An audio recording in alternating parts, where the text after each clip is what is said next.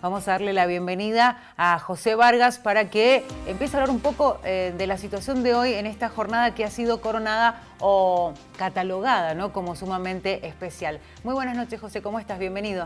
Buenas noches, un gusto como siempre.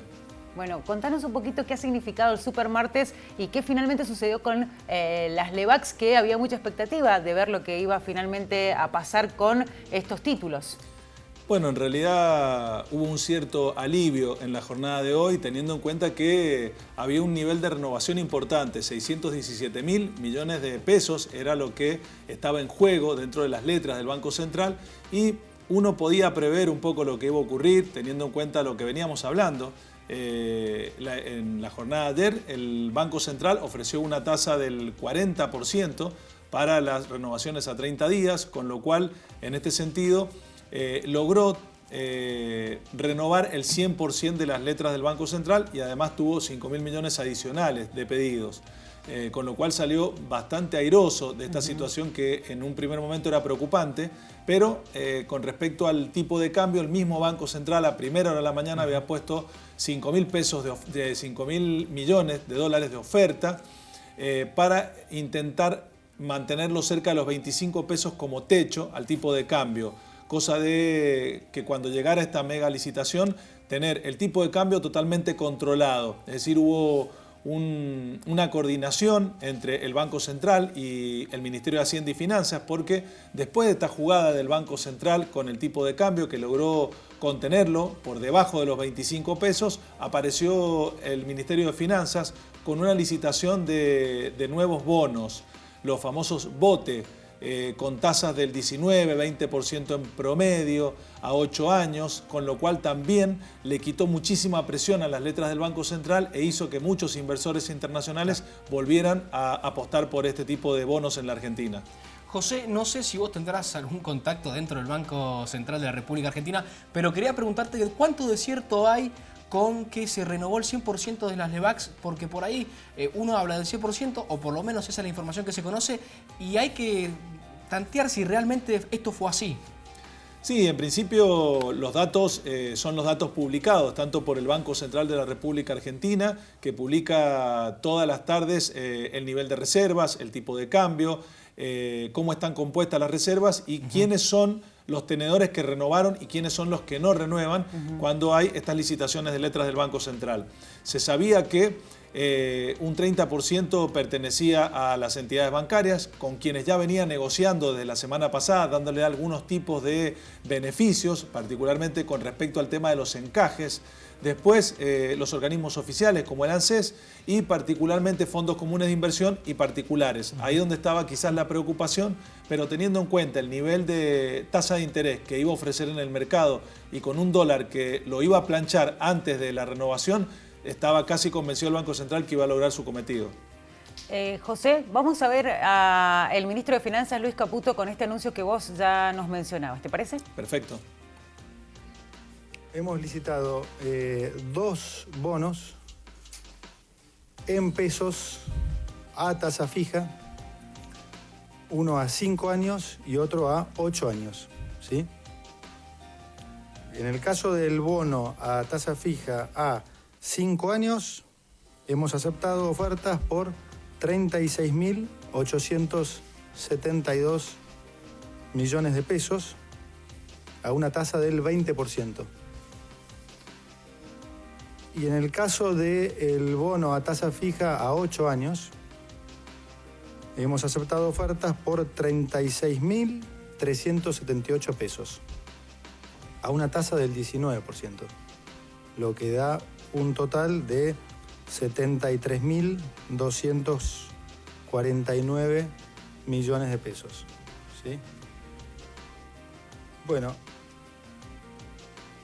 para mí lo importante de destacar aquí son 2 cosas. Una, que hemos podido hacer esta licitación tal vez en lo que fue el peor día para los mercados emergentes del año. Bueno, ahí veíamos al ministro de Finanzas. ¿Qué significa esta nueva colocación para el gobierno?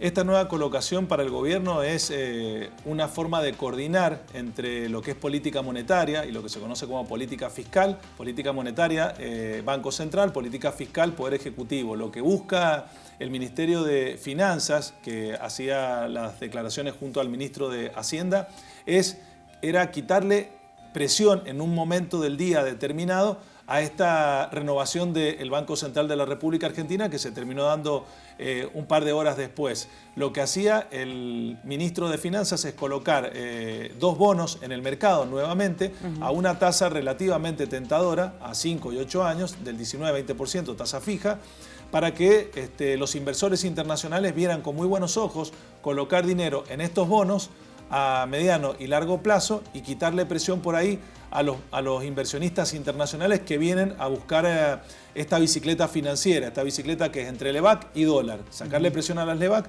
sacarle presión al dólar y colocar un instrumento financiero en el medio. Esta era la idea que terminó resultando en principio, porque hay que reconocer que en el mundo hoy fue un día bastante particular. La mayoría de las monedas en el mundo, excepto la Argentina, se depreciaron con respecto al dólar. El caso de la Argentina fue lo contrario. Bien, quería cerrar el tema de los LEVACs y consultarte sobre la tasa que se le va a poner, que es casi el 40%. ¿Y cuánto puede llegar? Porque parece una medida que va a resolver el problema de forma momentánea. Habría que ver cómo depara al futuro esto, porque podría tener un impacto, si se quiere, un poco más fuerte de lo que por lo menos se viene manejando en estos días. Sí, es una tasa, la verdad, relativamente alta. Es una de las tasas más altas en el mundo, un 40% por algún activo financiero en un país determinado. Es la tasa más alta que ha ofrecido el Banco Central desde el inicio de la gestión de Macri, cuando arrancó con el 38% de las letras del Banco Central. Pero era la tasa que tenía que colocar hoy para poder renovar la mayor cantidad de letras y no tener ningún tipo de sobresalto con respecto al tipo de cambio quizás en la jornada de mañana. Salió, insisto, airoso de esta situación, pero ha ganado una batalla, todavía no gana la guerra. Quiere decir que el tipo de cambio probablemente en los siguientes días pueda llegar a estar bastante volátil. Insisto, hay problemas en el mundo con respecto al dólar estadounidense, que se ha fortalecido, y en este sentido va a seguir teniendo presión el dólar en la Argentina. Pero una tasa del 40%, insisto, es muy alta y vuelve a generar esta especie de bicicleta financiera. Los capitales que ingresaron han sido capitales financieros internacionales, que vuelven a apostar por una tasa muy alta de las letras del Banco Central. José, yo te había hecho una consulta ayer que estaba relacionado con el tema de tarjetas de crédito, porque se hablaba, incluso algunos economistas aconsejaban a no endeudarse con tarjetas de crédito porque van a aumentar las comisiones. Y también se hablaba de que, por ejemplo, hay distintos bancos que operan de manera distinta con respecto a las comisiones y las tasas, que varían de una manera bastante significativa. Algunos decían comparaciones de que hay entidades bancarias que cobran 7 veces más que otras. Sí, es cierto.